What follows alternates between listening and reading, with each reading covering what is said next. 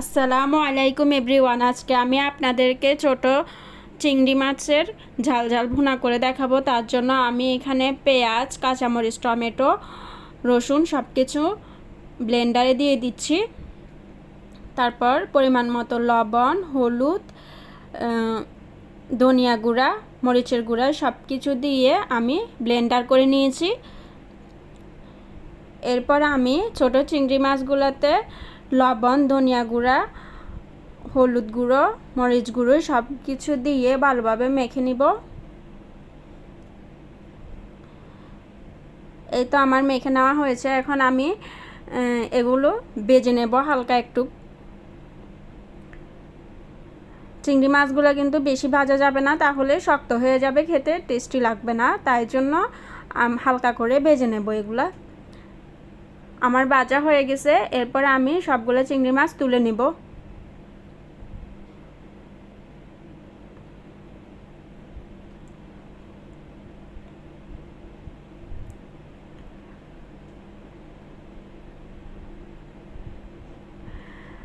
তারপর আমি ব্লেন্ডার করা মশলাগুলা তেলের মধ্যে দিয়ে ভালোভাবে কষিয়ে নিব। এগুলা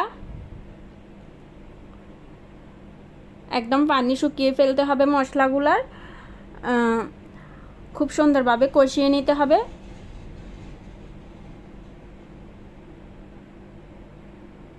এই যে দেখেন আমার অনেকটাই কষানো হয়ে গেছে।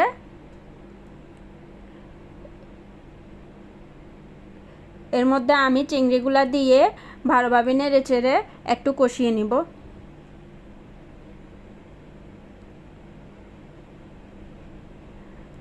তারপর অল্প একটু পানি দিয়ে আবার কষিয়ে নিব চিংড়িগুলা।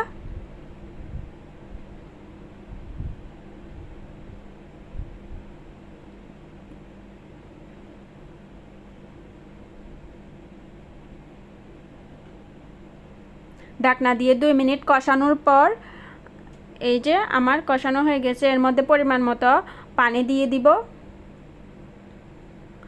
পানিটা দিয়ে ভালোভাবে নেড়ে চেড়ে সব কিছু মিশিয়ে 10 মিনিট রান্না করে নিতে হবে।